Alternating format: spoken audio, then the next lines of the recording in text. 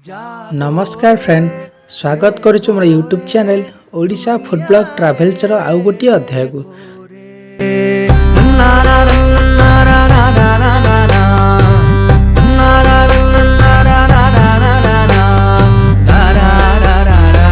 तो आज आम जा तिरुमलाई नाइक पैलेस जोटा कि तमिलनाडु राज्यर मदुराई सहर में अवस्थित। आपने तिरुमलाई पैलेस जावाक हेले आपण मानक प्रथमे बस ट्रेन कि फ्लाइट माध्यम मदुराई आसवाक पड़ो। यही पैलेस प्रसिद्ध मीनाक्षी अम्मन मंदिर ठारू मात्र 2 किलोमीटर दूर रे अछि। तिरुमलाई पैलेस जोटा कि राजा तिरुमलाई बासभवन होइतला एवं यह 1936 मसीह राजा तिरुमलाई द्वारा मदुराई सहर में तैयारी होइतला। देश स्वाधीन हवा पर यह राष्ट्रीय स्मारक भाव घोषणा करागला।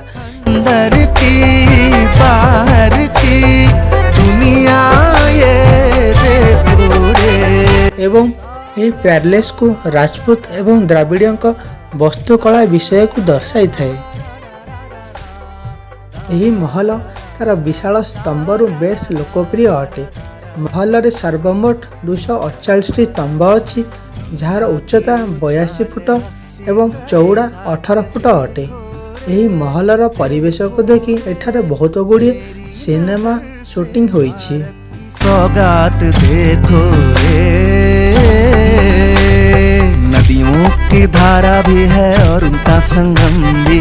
थोड़ी थोड़ी खुशियां हैं, थोड़ा थोड़ा गम भी। चेले का चेला है जिन पे ना देला है, मौज मजे सी नजोरी की खुदारी की दुनिया ये देखो रे, दुनिया ये देखो रे। पैलेस रे देखा मिले विशाल और उच्च स्तंभ, बड़ खोला आंगण। यही महल को 2 भाग में विभक्त करा जायछि, जहाको स्वर्गविलास एवं रंगविलास बोली कहा जायछि। पैलेस रो मुख्य अंश स्वर्गविलास और रंगविलास अत्यंत प्रसिद्ध। स्वर्गविलास राजा दरबार हॉल थिला, जेउठारे राजनैतिक और प्रशासनिक कार्य हुए। रंगविलास नृत्य, संगीत और सांस्कृतिक कार्यक्रम पई व्यवस्थित होउथिला।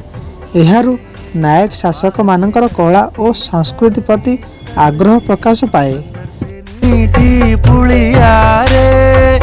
रेले पे रेला है, हर दिन ही मेला है। नीम नमक कच्ची कैरी सी गुड़ पारे सी दुनिया ये देखो रे, दुनिया ये देखो रे।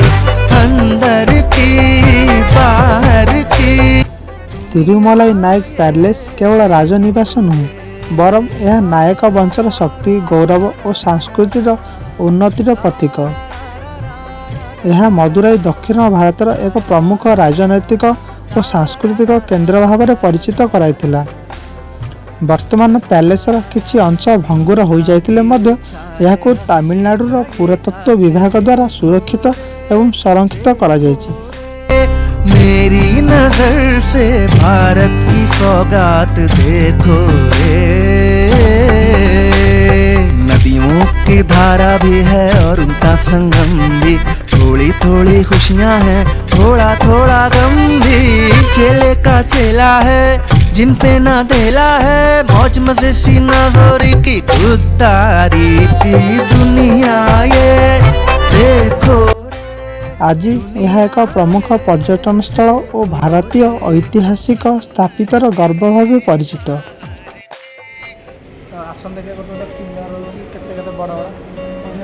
यार एंट्री टिकेट पर पर्सन 10 टंका एवं 6 ରୁ 12 वर्षर पिलांको 5 टंका होइथाय एवं फॉरेन मानक 50 टंका होइथाय।